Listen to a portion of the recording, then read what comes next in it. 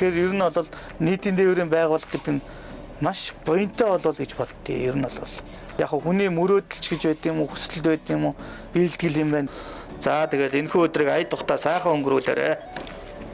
Нийтийн тээврийн салбарын жолооч нарын үйлчилгээний соёл, харилцаа хандлагын талаар өдөр бүр талархал ирдэг болсон. Нийтийн тээврийн бодлогын газар сонсож байна. Он гарснаас хойш олон зорчигчоос нэг жолоочийн талаар талархал ирсээр байна. Ажилдаа чин сэтгэлээсээ хандав, зорчигчдод талархал илэрхийлж, аюулгүй байдлыг нь ханган ажилдаг. Зорчигч тээврийг орон нутгийн өмчөд аж ахуй тооцоолт үйлдвэрийн газрын жолооч Отонбаатарын Ганбаяртай бид ярилцлаа.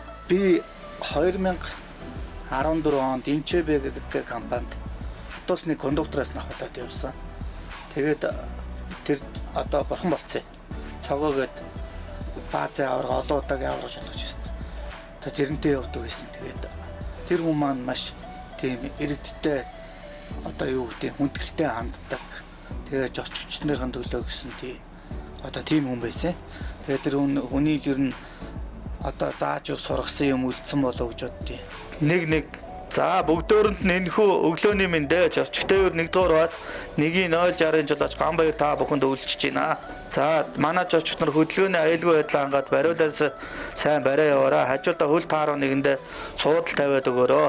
Зан харилцаал юм байлээ л дээ. Бүгдээр ер нь настай хүн ороод ер нь тэгээ ер нь настай хүнд ер нь тэгээд карта дарах гэдэг нөгөө настай хүн ч өөр хэмт ингээд кермага ухаад идэг байхгүй юу? Тэгээд угаасаа хийдгий хийсэн хүмүүс юм чи угаасаа карт байгаа нь мэдээж. Та очиж суучих гэдэнгүүт хүн ер нь их жоох юм дээр баярлдаг л да. Та дараа нь дарчгаа гэдэнгүүт баярлаад очиж суучиж байгаа. Тэгээд энэ таягтай хүмүүс айгүй асуудалтай, харааны бэрхшээлтэй хүмүүс асуудалтай. Би ер нь тэр бүхэнд ер нь жоохон хурж үйлчлэхийг ер нь боддог нийтийн дээврийн байгууллага.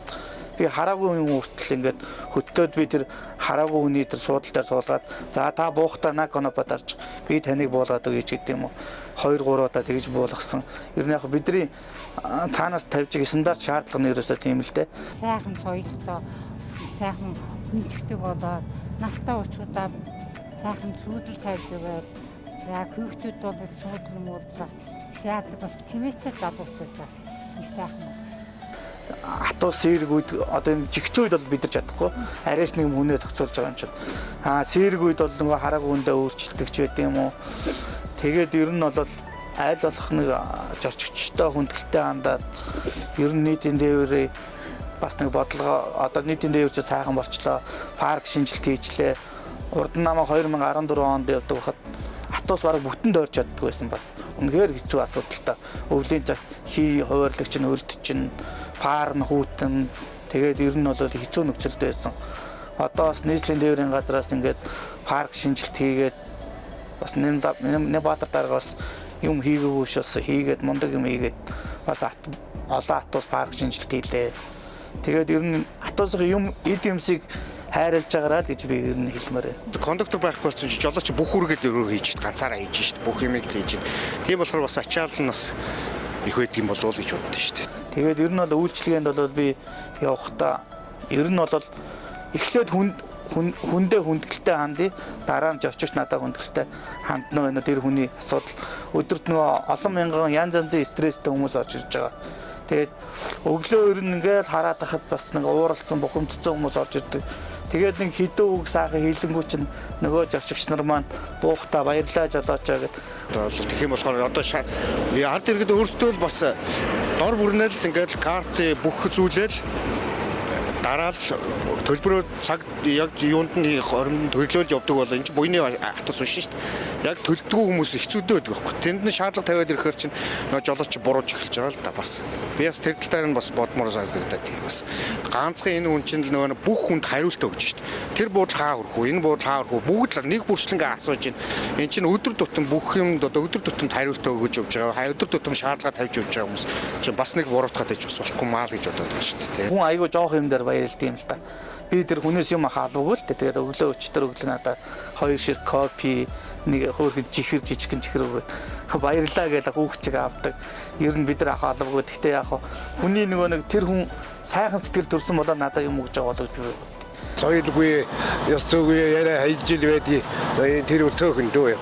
Их нэг гайг орсон. Нэмэгтэй жолооч нар их сайн. Энэ их зүгээр юм шиг санагддаг надад. Хамгийн сайхан тал нь ерөөсөө би хүнийг гэрт нь өргөж өгч байгаа юм. Энэ нийтийн тээврийн хатуусанд бол одоо янз янзын тийм юутай хүмүүс орж ирж байгаа шүү дээ.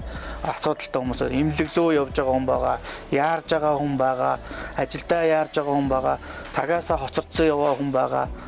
Ер нь бол яг маш буянтай ажил болов гэж боддیں۔ Яг хүн шууд хатуусны жолооч болчихгүй. Ер нь яг нийтийн тээврийн байгууллагатай холбоотой ер нь бол би микро цагаасаа авахулаад явсан өөрөө хүүхд баг бахта хатуусны микрийн кондуктор хийгээд орилооч явж исэн үе байгаа л да. Тэгээд хатуусны жолооч нарыг харахад хөө энэ ямар гоё ах вэ? Энэ ах шиг хоёлаа ингэ явж явах гэсэн яг хүний мөрөөдөлч гэж байд юм уу, хүсэл байд юм уу, биелгэл юм байна. Тэгэхээр бас манай иргэдэд бас нэг жоохон сул тал байдаг аахгүй. За сул тал нь юу вэ гэхээр яг тэр хүн мөнгө төлөөж орчиж байгаа ч гэсэн харилцаа аахгүй ерөөсө чиглэл асуун. Чиглэлээ асууж чадахгүй. Энэ хаашаа явах юм? Ингээд бөөнөр ингээ хаяг биччихээд байхад ингээ бөөнөрөө орж ирээд араасаа хаяг асуудаг. Тэгээ нөгөө жолооч нь тэр болгонд нь хариулж өгдөг. Тэгээд ингээд ер нь одоо нийслэлийн тээврийн гадаадад танаа хатуус хаяа явлаа гэдэг омдол нь бол ер нь бол их нь ингээд хатуусны буудлын керманаас одоо ингээд хүнээ аваад хөдөлсөний дараа хойноос гүйж ирж байгаа хатуус жолооч хүнийг жолооч харж амжихгүй байхгүй. Яагаад гэвэл энтлийнхэн толиндоо харж байгаа хөдөлж байгаа байхгүй. Тэгэхээр ер нь бол хин эндээ сайхан хүндгэлтэй хандаад манай жолооч нарын харьцаа ер нь сүүлийн үед бол харьцангуй сайхан болсон. Яагаад гэвэл өөдөөс камер хараад сууж штэ. Одоо камерт юм нөө хөгжсөн болохоор одоо бүгд л одоо төлбөрөө төлөхөд хүртэл асуудалгүй болсон биш үү? Бид нар юу уцаар ярьж гин, хинтээ юу ярьж байгааг бүгдийг хэмж гин. Бид нар бол нарийчилсан одоо ийм юунд орсон, системд орсон хамаагүй уцаар ярихгүй байна. Ингээд живчний оролцоотой уцаар ярьж байна. Тэгэхээр ер нь бол нийтийн тээврийн жолооч нарт уриалахад бол яг манай жолооч нар соёлтой үйлчилж байгаа. Ер нь бол үйлчлэгээнд дэжгүй шүү дээ. Жохон үйлчлүүлж байгаа хүмүүсийн харилцаа хандал надад ер нь хэцүү санагдав. Тэгээд жолооч нарын хувьд бол яг нөгөө автобусаа цэвэрлж байгаа зарим жолооч нар байгаа цэвэрхэн. Тэгээ ер нь бол үйлчлэгээ гайгүй. Тэгээ яг уурлуулж байгаа шалтгаан гэх юм бол би хүмүүс үйлчлүүлж байгаа хүмүүс гээд янз янзын шалтгаанаас болоод тэгж байгаа болов гэж боддоо шүү дээ. Манай жолооч нар мундаг өөрийн 5 жоноос үнэг жоныг гүйдлэр болсон шүү дээ. Жолооч нарын арга гэрт би бас амар их талархдаг. Яагаад гэвэл тэр эмэгтэйч бол гэртээ зүгээр байгаа байхгүй.